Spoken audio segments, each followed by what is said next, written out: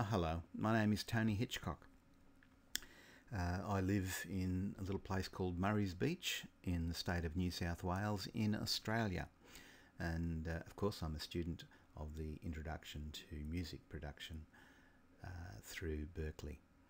And what I'm going to look at briefly today is a little expose on recording an electric guitar without an amplifier.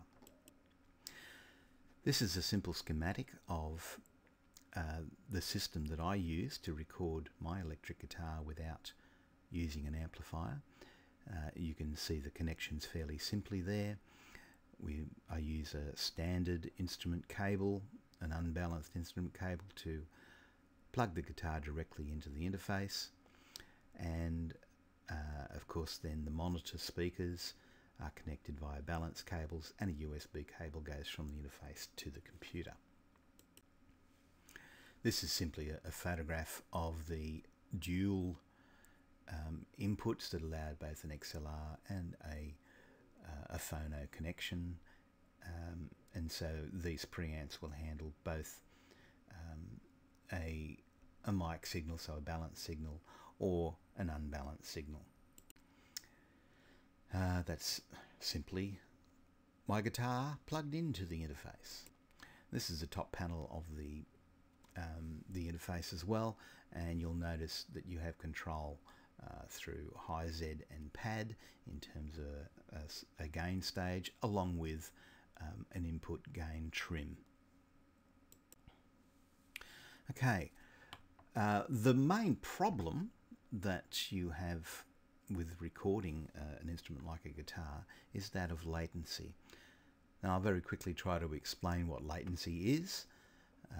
And my understanding is that latency refers to the delay that's caused by the internal processing of the digital signal by the computer. And what that means is that the signal can be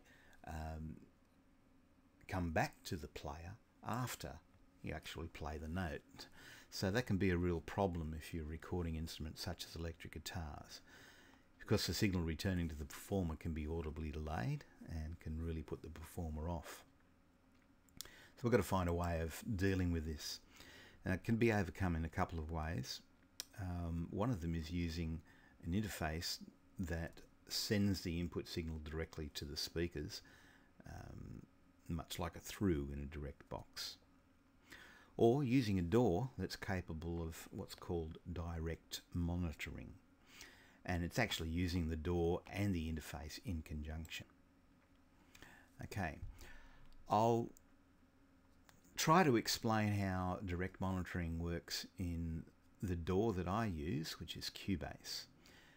Cubase overcomes the latency in the monitoring by actually displaying the metering of the input signal within Cubase, while the interface sends the input signal to the speakers or the headphones in real time. And so you not only get the signal being returned or monitored by the performer as they are playing, but within the DAW you can also have the meters displaying the actual input signal that comes into the interface. So that's really useful to make sure that you're not getting any clipping, any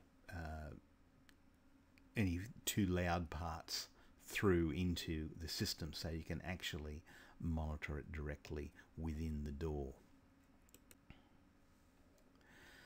Okay, very quickly, in Cubase we set up the direct monitoring simply by clicking on a button that's called the monitor button, funnily enough, and it indicates that that channel will do the monitoring and send the direct monitoring signals back to the interface, and of course then back to the player. The other thing that needs to happen is that the direct monitoring has to be turned on. Now this is a screenshot of the device setup and of the VST audio system within Cubase, and you'll note that the direct monitoring is turned on. Once that's done, everything works fine. Thank you for your attention. I hope you found the presentation useful.